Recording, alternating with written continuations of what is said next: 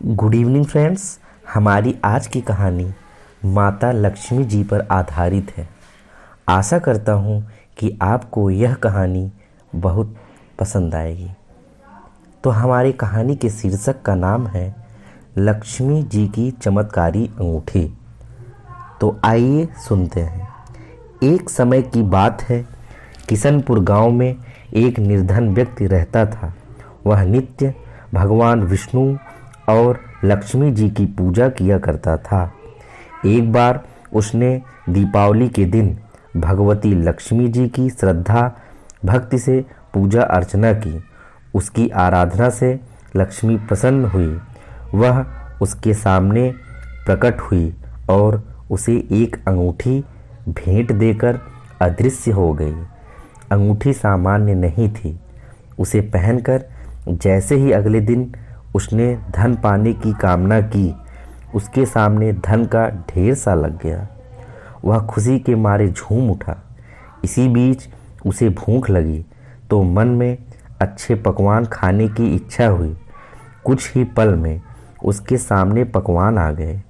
अंगूठी का चमत्कार मालूम पड़ते ही उसने अपने लिए आलीशान बंगला, नौकर चाकर आदि तमाम सुविधाएं प्राप्त कर ली।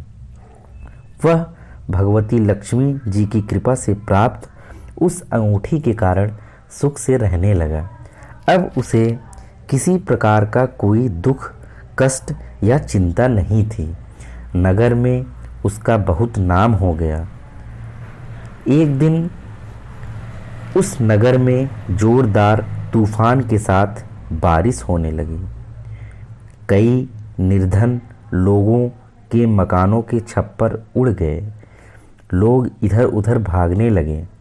एक बुढ़िया उसके महल में आ गई।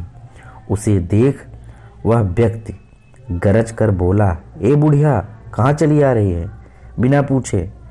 बुढ़िया ने कहा, कुछ देर के लिए तुम्हारे यहाँ रहना चाहती हूँ। लेकिन उसने उसे बुरी तरह डांट डपट दिया। उस बुढ़िया ने कहा, मेरा कोई आसरा नहीं है, इतनी तेज बारिश में कहाँ जाऊंगी? थोड़ी देर की ही तो बात है। लेकिन उसकी किसी भी बात का असर उस व्यक्ति पर नहीं पड़ा। जैसे ही सेवकों ने उसे द्वार से बाहर किया, वैसे ही एक जोरदार बादल गरजा, बिजली कड़की। देखते ही देखते उस व्यक्ति का मकान जलकर खाक हो गया। उसके हाथों की अंगूठी भी गायब हो गई। सारा वैभव पल भर में राख के ढेर में बदल गया। उसने आंख खोलकर जब देखा तो सामने लक्ष्मी जी थी।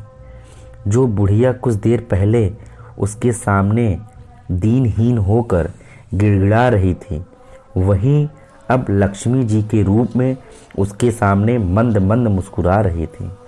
वह समझ गया उसने बुढ़िया को नहीं, साक्षात लक्ष्मी जी को घर से निकाल दिया था।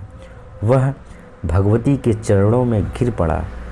देवी बोली, तुम इस योग्य नहीं हो। जहाँ निर्धनों का सम्मान नहीं होता, मैं वहाँ निवास नहीं कर सकती। यह कहकर लक्ष्मी जी उसकी आंखों से ओझल हो गई।